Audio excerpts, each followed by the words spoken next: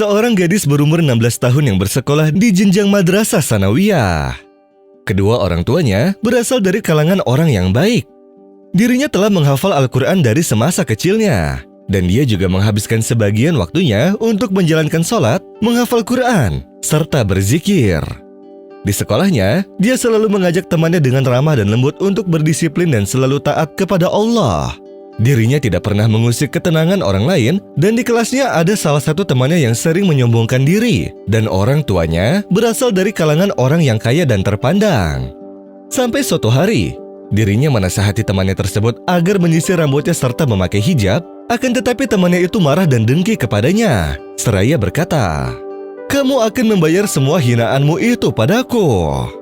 Di keesokan harinya, gadis itu pun bangun tidur lalu sholat subuh. Dan setelah membaca ayat Al-Quran hingga menjalankan sholat duha, dia pun langsung memakai seragam sekolahnya dan pergi ke sekolah setelah sarapan pagi. Ketika dirinya hendak berjalan di jalanan, tiba-tiba ada mobil mewah yang berhenti di depannya yang kemudian keluarlah seorang laki-laki yang menculik dan membawa si gadis itu. Lalu dirinya diletakkan di dalam bagasi mobil, setelah itu mobil tersebut pun melaju untuk dibawa ke istana yang mewah.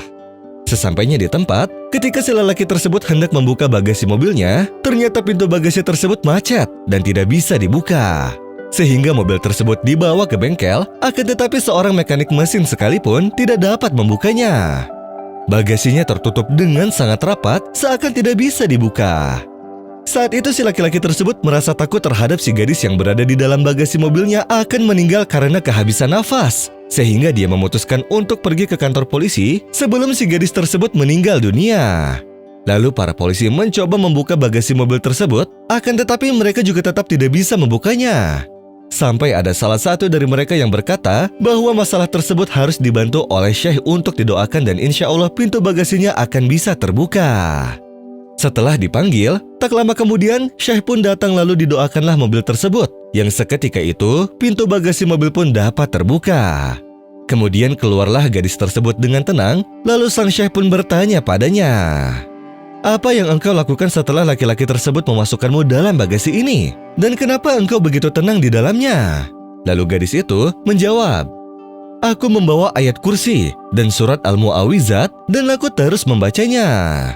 Dan rasa ketenangan itu, alhamdulillah karena setiap hari aku selalu salat subuh dan aku yakin akan hadis Rasulullah Shallallahu Alaihi Wasallam yang bersabda, barang siapa yang menjalankan salat subuh, maka dia berada dalam jaminan Allah." Lalu sang Syekh pun berkata, "Engkau benar wahai putri, dan barang siapa yang selalu bersama Allah, maka Allah akan bersamanya." Lalu si laki-laki yang menculik sang gadis pun mengakui perbuatannya bahwa dia bekerja sebagai supir dari orang tua teman si gadis tersebut. Dia menginginkan gadis tersebut untuk dibawa olehnya dan ketika temannya itu dianggap bersalah, lalu sang gadis pun mencabut tuduhannya serta memaafkannya. Teman si gadis pun menangis di depan gadis baik tersebut. Lalu si gadis baik pun mendoakannya agar temannya mendapatkan hidayah.